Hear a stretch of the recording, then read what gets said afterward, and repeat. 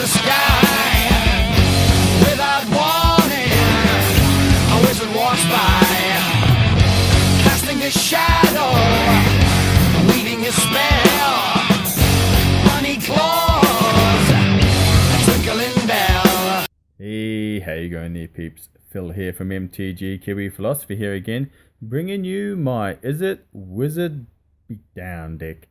Yep, it's time for us to get cracking, and as per normal, we're going to go in with our low curve creatures into our high end, into our spells and synergies. Alright, well let's kick this off with our first creature, and that is 4 copies of Siren Stormtamer.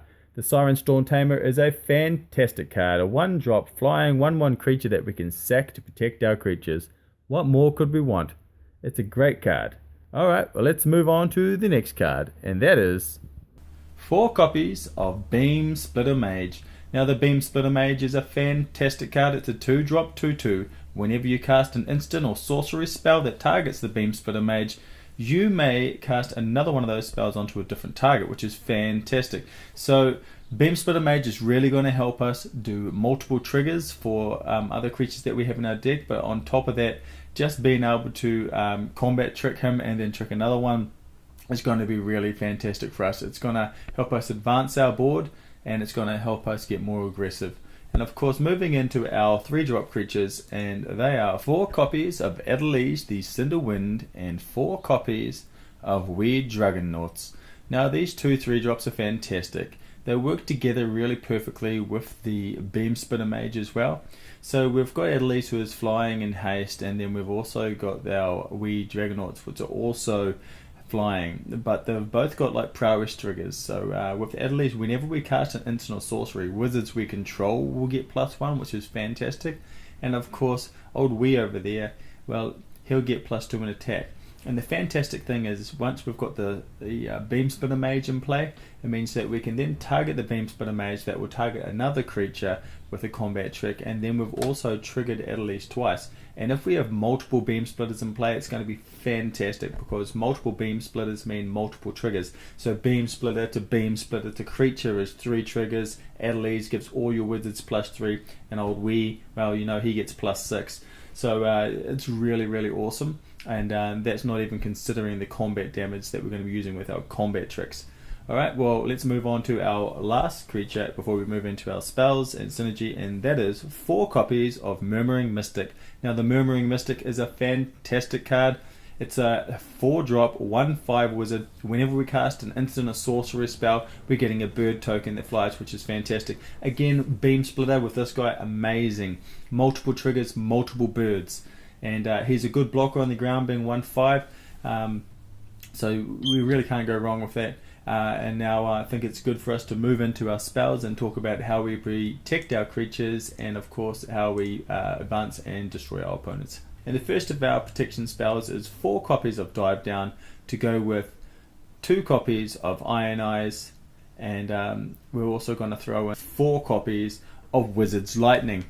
So the 4 Dive Downs are perfect for our deck, because once again, the Beamsplitter being a target means that we can target Beamsplitter, then target another creature. So 2 creatures that are essentially going to be getting hexproof and boosting their defense. So that's going to be really awesome.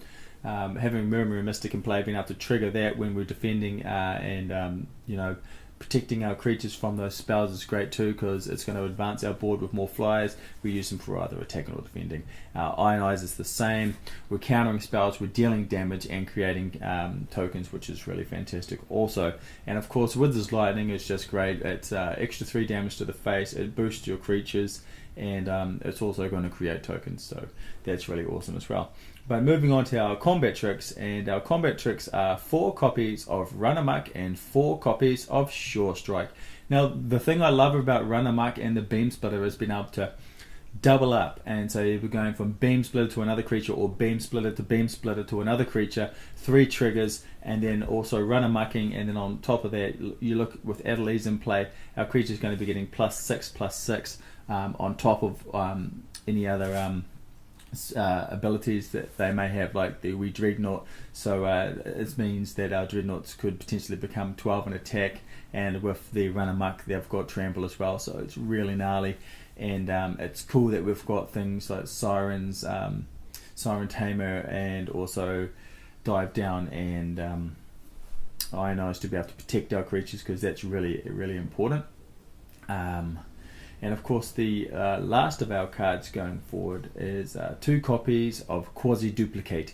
Now Quasiduplicate is an amazing card. Being able to copy a creature of ours and also being able to then jumpstart it and make another copy is fantastic. Now I don't know if you noticed, but the curve only goes as high as 4. There's only one 4-drop card in the deck, and that is our Murmuring Mystic. So everything else is really low. So we could have a lot of our land floating on our hands that's easy to get rid of by using the Quasiduplicate when we jumpstart it. But being able to create another Murmuring Mystic, or being able to create another Beamsplitter and just being able to trigger is really cool, and I think that's really going to help us advance our board and destroy our opponents, because it's a really gnarly card. And also being a spell, it's also going to trigger all of our other creatures that are triggered by spells, and I think that's really neat also.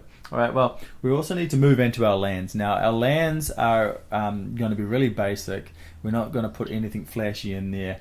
We are only going to use 20 lands because our curve is only going as high as 4, so once we get to that magic number we should be fine. So that means we're having 4 copies of Sulphur Falls, 4 copies of Steam Vents, and 6 islands and 6 mountains. We're going to keep it real simple. Okay, and moving on to our sideboard. Now our sideboard is going to be quite aggressive as well, and the reason we're doing that is because we want to have that option of being able to get the early damage in faster and then finishing strong. So we're going to go with 4 copies of Viashino Pyromancer, because we know when it enters the battlefield that it deals 2 damage to the face. We're going to have 2 more copies of Ionize, because that deals 2 damage to the face and it counters spells. 3 copies of Inescapable Blaze, because we know that that's 6 damage that cannot be prevented.